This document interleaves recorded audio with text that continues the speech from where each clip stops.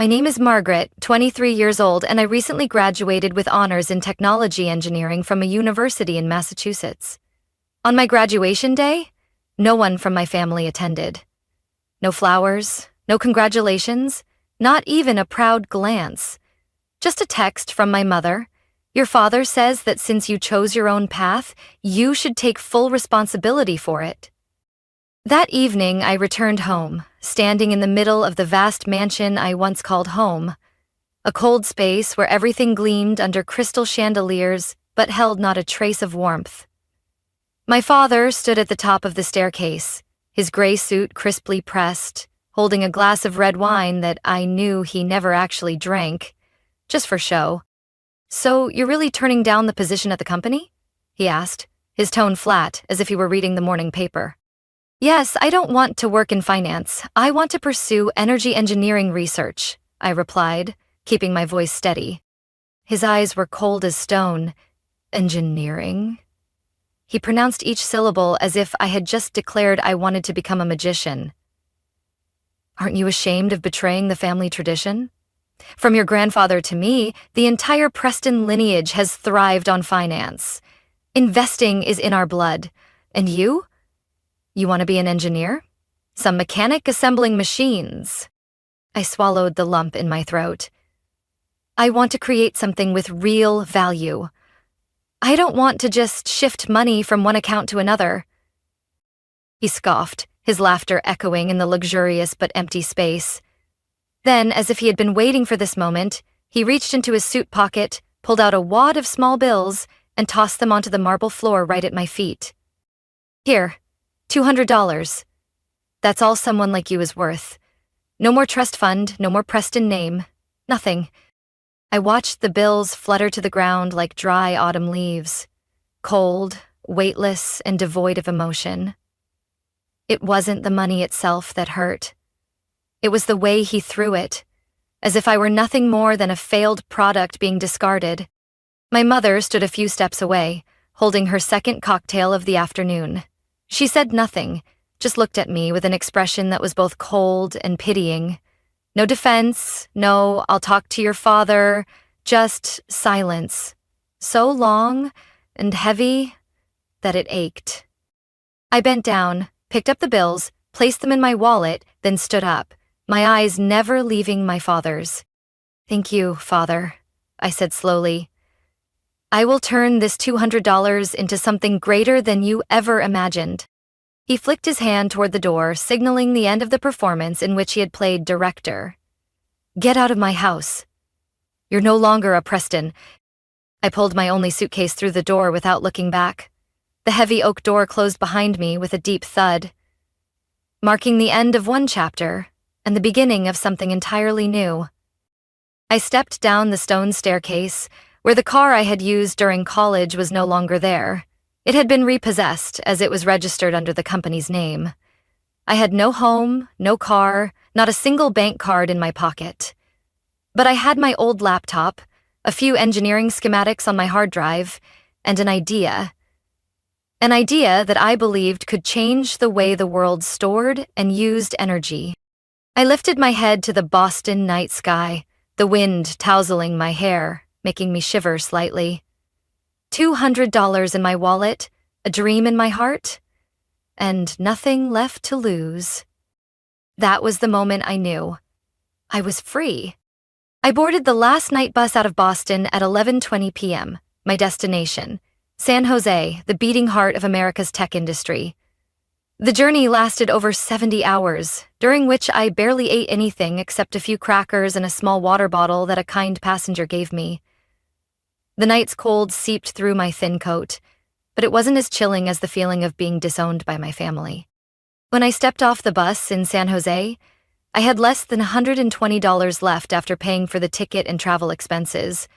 I had no contacts here, no place to go. I dragged my suitcase out of the station, found a nearby park, and sat down on a wooden bench under a large oak tree. That night, I slept with my laptop as a pillow and an old scarf draped over me. I thought I would cry, that I would curse life, but I didn't. I only felt calm.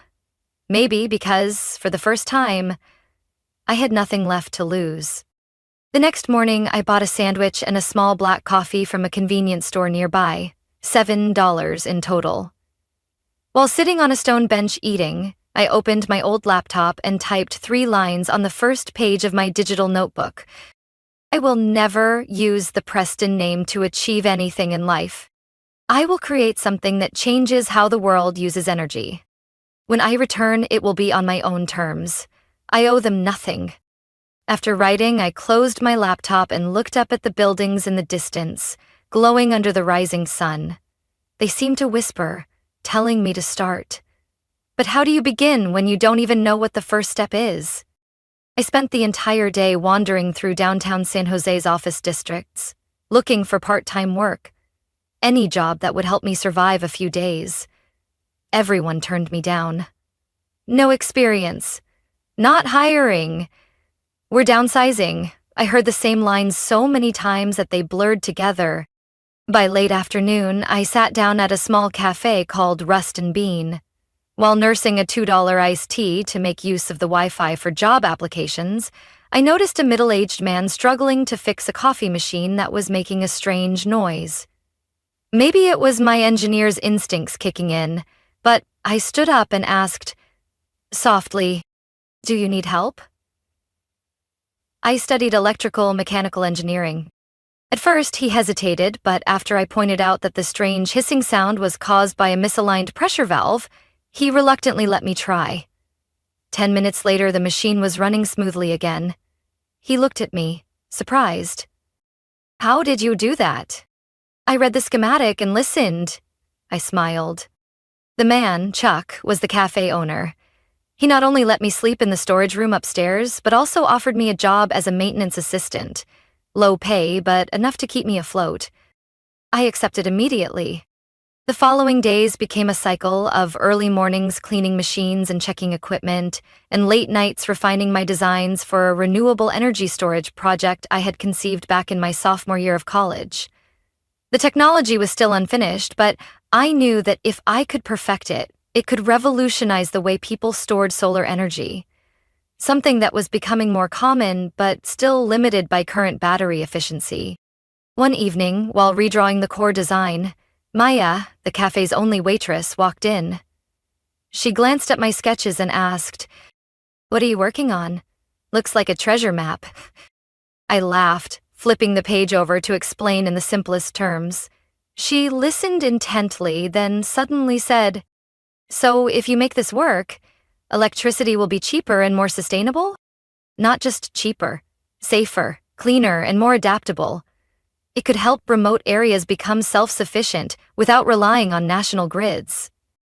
Maya didn't fully understand, but her smile made me feel that what I was pursuing wasn't just ambition. It was something that truly mattered. That night, I opened my laptop and created a new folder, naming it Aurora, the name for my battery project. I knew countless long nights and failures lay ahead. But I also knew one thing. I had started, and I wasn't going to stop. Not to prove anything to anyone, but because, for the first time, I was living for myself. "Excuse me," I asked gently, "is that the power distribution model for a multi-layer energy charging system?"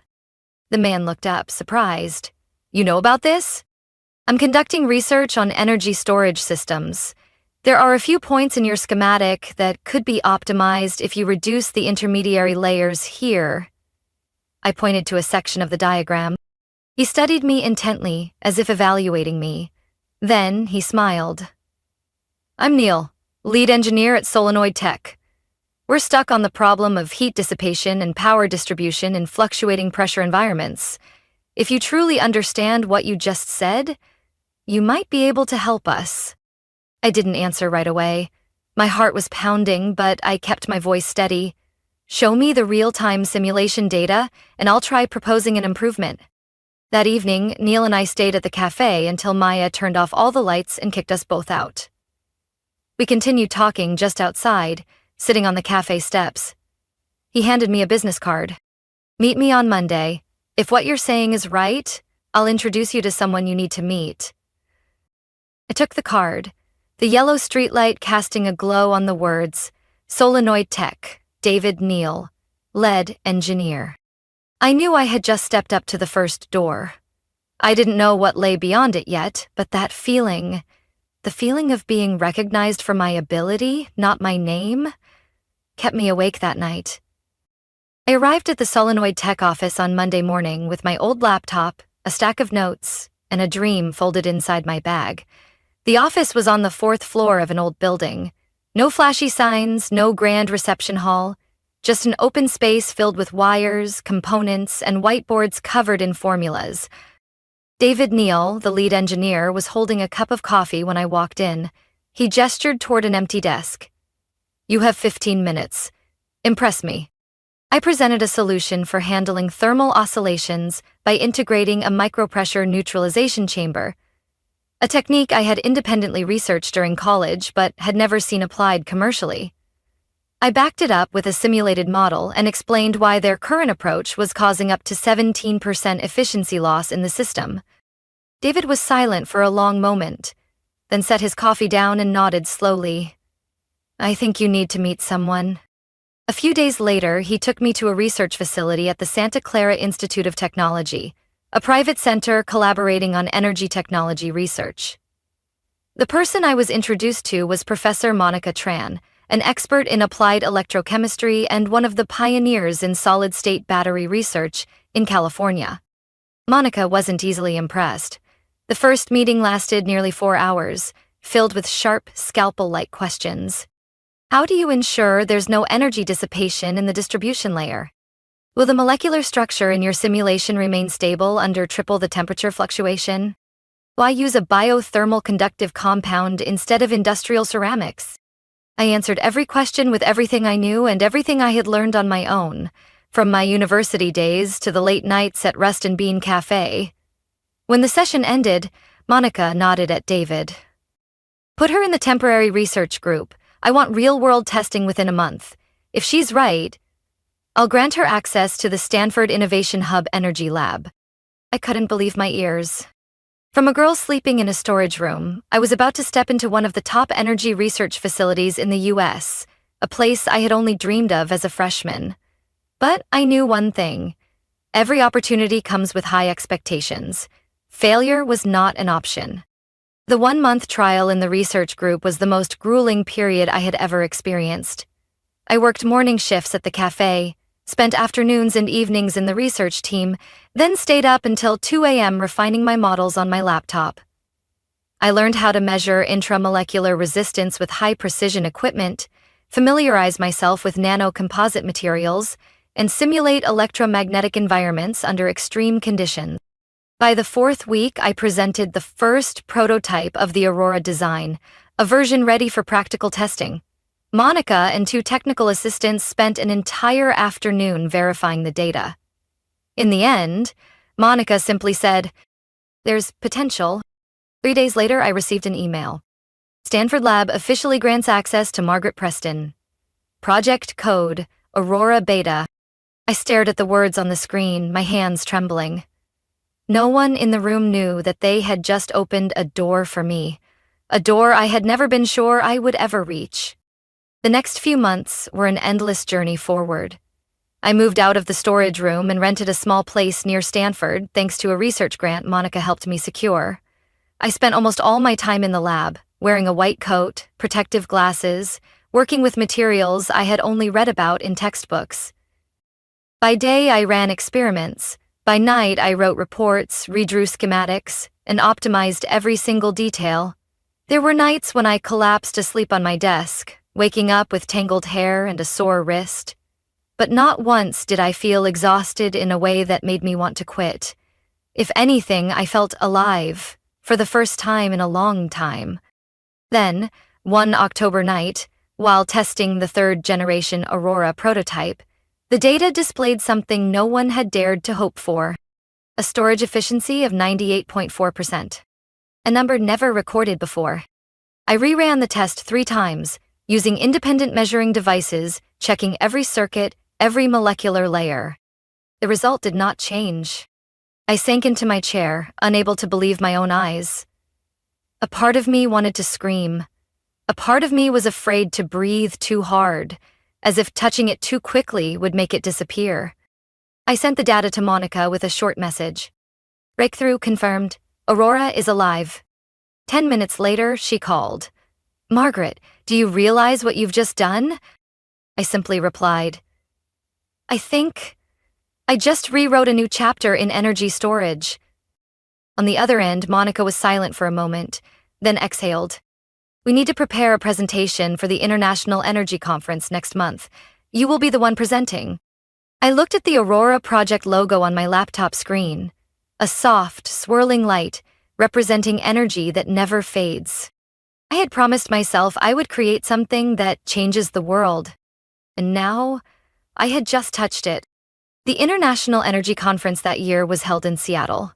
I stood on stage, bright lights shining directly on my face, while hundreds of scientists, investors, and global energy executives sat in the audience. When I presented Aurora, the first high-efficiency storage system reaching nearly 98.5% performance, at 1/3 the cost of traditional lithium batteries, the hall fell completely silent. When I finished with, if renewable energy is the future, then Aurora is the key to unlocking it, the applause was thunderous. Some people stood. Monica sat in the front row, eyes glistening, while David squeezed my hand backstage, whispering, We're ready. Within 2 weeks after the conference, I received over 20 investment offers. One name stood out. Avery Capital, a venture capital firm in Austin, Texas, known for turning breakthrough tech ideas into billion-dollar empires. The invitation came from Raphael Lin, the firm's strategy director, a calm, sharp-eyed man who seemed to read thoughts. Our meeting took place in a small Mexican restaurant near the research facility. Raphael didn't waste time. I've been following you since Aurora was just a scribbled idea. Now it's a breakthrough. I want to invest $5 million for 22% equity in the company you're about to build. I gripped my glass, not answering immediately. Raphael took a sip of coffee and continued, as if reading my hesitation. Margaret, you don't need more people to dream with you. You need people who can turn that dream into reality, faster than anyone else out there. I was silent for a few seconds, then reached out my hand. We have a deal. Aurora Dynamics was founded the following spring, headquartered in San Mateo, inside a technology hub near the international airport. I was no longer the engineer sleeping on park benches or curled up in a cafe storage room. Now, I was the CEO, leading a team of over 30 people, including Maya, now the Chief Operating Officer, and David, Senior Technical Advisor. The first few months were a whirlwind, optimizing the supply chain, building the prototype production line, securing the first module manufacturing contracts, handling hundreds of legal documents. Each passing day, I felt both invigorated and constantly challenged. But not for a single moment did I feel lost. 1 year after receiving the initial investment, the first commercial version of Aurora Core was officially launched. Compact, sustainable, costing only half the price of lithium-ion batteries, yet lasting 3 times longer. In just 3 months, Aurora signed 17 supply contracts with solar energy companies across the U.S., from Arizona to Florida. The press called us the disruptor of the renewable energy game. I will never forget the first time I saw my product installed on the roof of a farm in New Mexico. Amidst dry fields, where people once relied on old diesel generators for power. The farm owner, an elderly woman named Clara, took my hand and said, You've brought light here. Not just electricity, but hope. I couldn't hold back my tears. 3 years after Raphael signed the first check, Aurora Dynamics went public on NASDAQ. On the first day, the stock price doubled. By the end of the week, the company's valuation surpassed $720 million. My shares, after multiple investment rounds, were worth approximately $112 million. I still remember the feeling of watching the Bloomberg ticker display the news. Aurora Dynamics, the young woman who sparked a revolution. But I didn't celebrate with champagne or lavish parties. Instead, I returned to my office, opened my old laptop, the same one I once used as a pillow while sleeping in the park, and pulled up the first file I had ever written. I reread each of the 3 promises I had made to myself, my hands trembling. But this time, from happiness.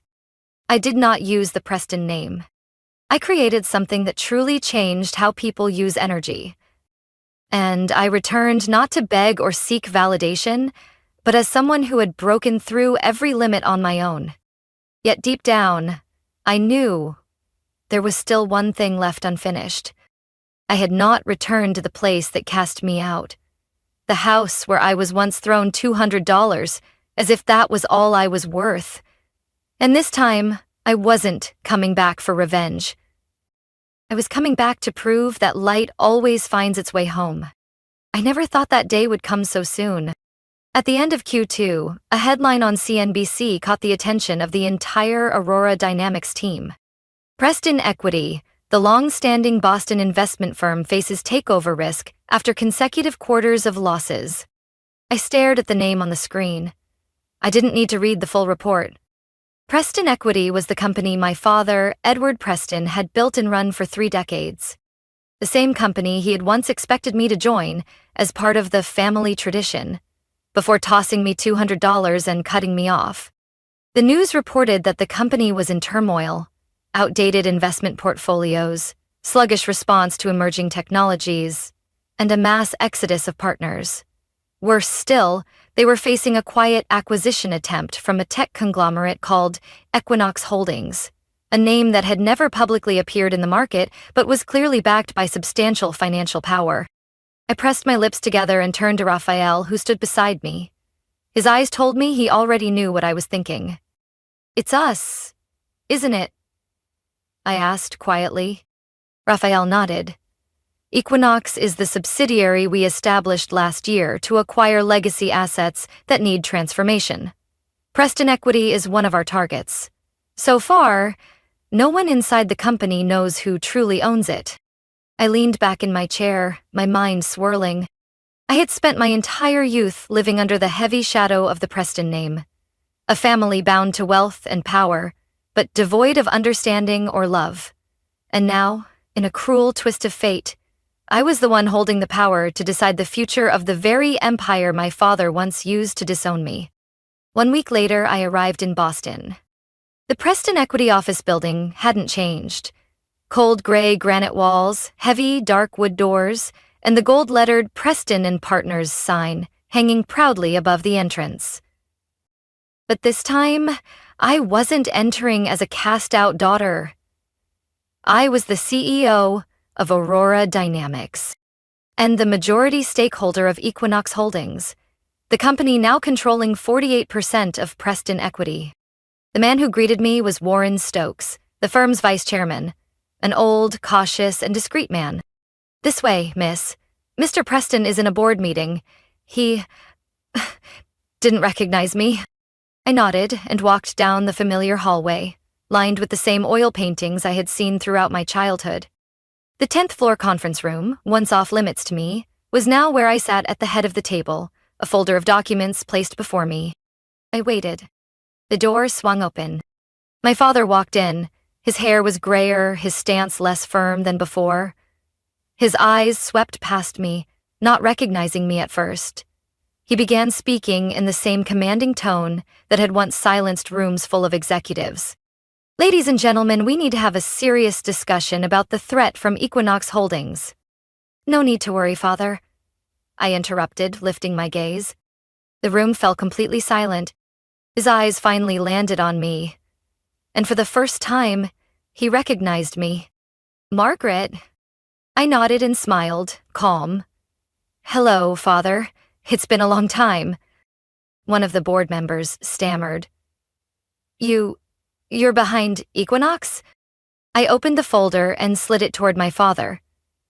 "Equinox Holdings is a subsidiary of Aurora Dynamics, and I am the one who authorized the takeover."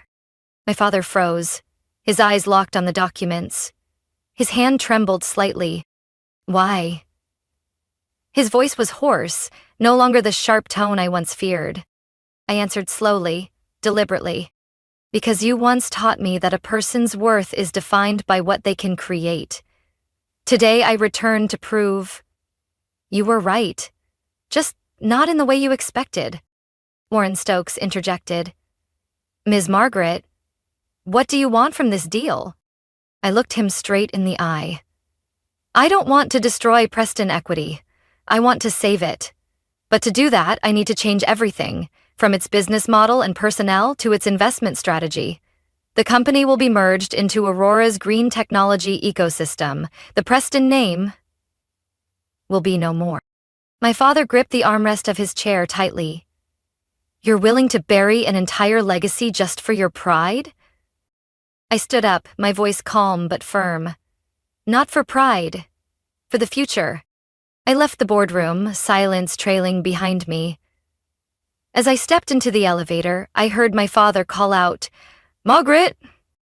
I didn't turn back. Less than 2 hours after the board meeting, I sat in Equinox Holdings' temporary office, the 19th floor of a sleek glass building just 3 blocks from Preston Equity's headquarters. 2 phones rang non-stop on my desk, dozens of emails awaited responses, and a live financial transaction dashboard flashed constantly with numbers. I had no time for hesitation. By that afternoon, my legal team sent an official proposal to the entire Preston Equity board, a full merger into Aurora's ecosystem, complete rebranding, executive restructuring, and the complete removal of the Preston family's management rights. Attached was a warning. If the board failed to accept within 24 hours, Equinox would activate a pre-planned financial clause, calling in the debts Preston Equity owed to satellite investment branches that I had, quietly, taken control of over the past year. The exit door had been locked. That evening, I received a call from Warren Stokes. Margaret. His voice was low. Edward is rallying his remaining loyalists to block your proposal, but with the current share distribution, he can't stop the process if you move forward. I replied evenly. I didn't come to ask for permission. I came to finish this. The next morning at exactly 8 a.m., Preston Equity's board convened an emergency meeting. I wasn't there in person, but my legal team, representing Equinox Holdings, presented every merger clause in language that left no room for interpretation. When they reached the proposal to rename the company Aurora Capital, Warren glanced around the table, then quietly nodded. A board member raised a hand. Who will lead after the merger? My attorney replied smoothly. The current board will be dissolved. The new executive structure will be appointed by Aurora Dynamics, effective tomorrow. A heavy silence filled the room. Then a voice broke through, dry, firm, and familiar.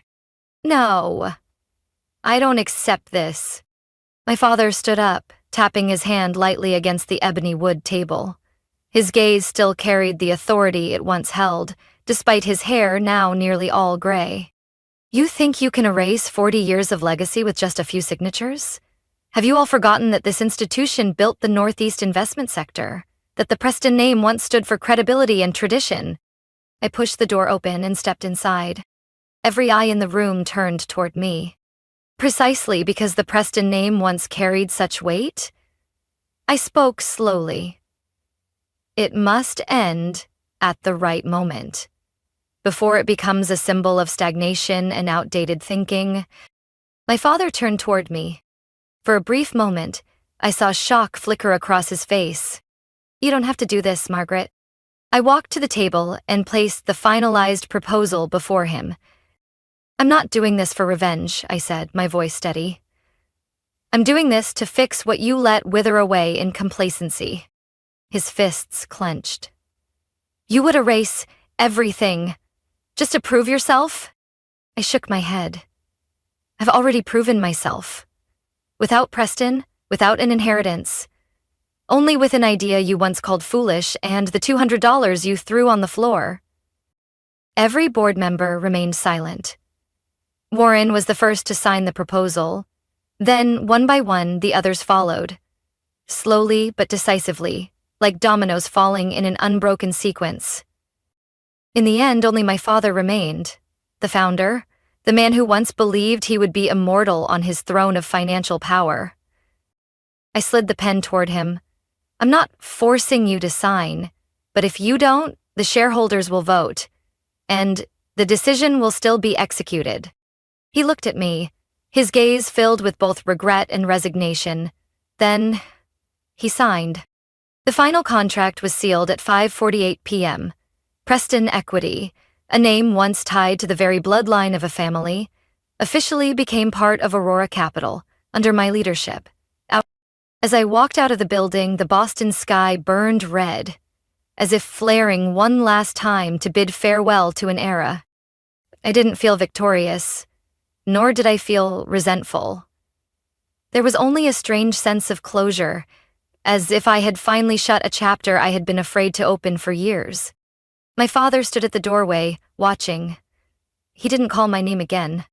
After the merger, I spent nearly 8 months completely restructuring Preston Equity now Aurora Capital. Outdated, bloated investment portfolios were replaced with clean technology projects, renewable energy, and sustainable infrastructure. We expanded into multi-layered energy storage, green agriculture, and smart urban redevelopment. Under new leadership, the company was no longer a symbol of the past, but a driving force of innovation. I kept none of the old executives, not out of revenge, but because to build the future, we cannot anchor ourselves to what once held us back. My father, Edward Preston, quietly stepped away. He no longer appeared in the media or attended industry events. He moved to the lake house that once served as our summer retreat. A quiet place, far from the city, from the headlines, from the spotlight that had once defined his life. My mother sent me a handwritten letter after the deal was finalized. She wrote that she had been following every step I took, from the first article that mentioned Margaret Preston, the golden girl of renewable energy, to the day I officially took control of the company that bore our family's name. She said she was proud, that she had been wrong to stay silent all those years, that she wanted to see me. I didn't respond. Not because I was angry, but because I had learned that some distances cannot be bridged by a few late apologies. 1 year passed since the day I walked out of that boardroom with a historic contract. I continued to lead Aurora Dynamics, expanding into Europe and Southeast Asia. The second-generation Aurora Core project, smaller, cheaper, more powerful, had just been granted global patents. One early winter morning, Maya, now the chief operating officer at headquarters, walked into my office, holding a light brown envelope. "You got something in the mail," she said, placing it on my desk. I opened it. Inside was another smaller white envelope with no sender's name. When I pulled it out, my heart clenched slightly. A folded piece of paper. And tucked inside were 2 old $100 bills carefully pressed flat. Beneath them, in a firm but slightly slanted handwriting, was a single line. "You are worth more than I ever knew. Edward." I sat in silence for a long time, not because of the money itself, but because, for the first time in 24 years, my father admitted his mistake in the only language I had ever understood from him. Action. That afternoon, I left work early and drove back to the old district, to a small cafe called Rust and Bean, the place where it all began. The cafe was unchanged, faded wooden doors, a blackboard menu written in chalk, and the familiar scent of roasted coffee drifting through old brick walls. Chuck, the old owner, had retired, passing the cafe down to his daughter. But the coffee machine I once fixed years ago was still there, still running, perfectly. I sat down by the window seat, the same spot where I had first sketched the Aurora design on my worn-out laptop screen. Ordering a cappuccino and a croissant, I pulled the envelope from my wallet, took out the 2 old bills, placed them on the table, and wrote on a napkin. This was my starting point, keep it, to remember that great things can begin in the humblest of places. I handed it to the waitress with a smile. "Please give this to the owner. It's a tip." Then, I walked out of the cafe, the golden hues of the setting sun casting a warm glow behind me. I had once left home with a small suitcase, a laptop, and $200 thrown at my feet. I returned with a company worth hundreds of millions, thousands of employees, and a mission greater than myself. But my true worth wasn't measured in those numbers. What I had learned was this. A person's value is not defined by where they were born, not by the name they carry, but by what they choose to build with what they have. And sometimes, something as small as 2 dismissed banknotes can be the beginning of an empire. From a rejected girl with $200 and a dream deemed foolish, I built an empire that changed the way the world uses energy. But this journey was never about proving my worth to others. It was about proving to myself that where we start does not determine where we end. What matters is that we dare to begin, dare to persist, and dare to create. I did not become who I am despite my past. I became who I am because of it.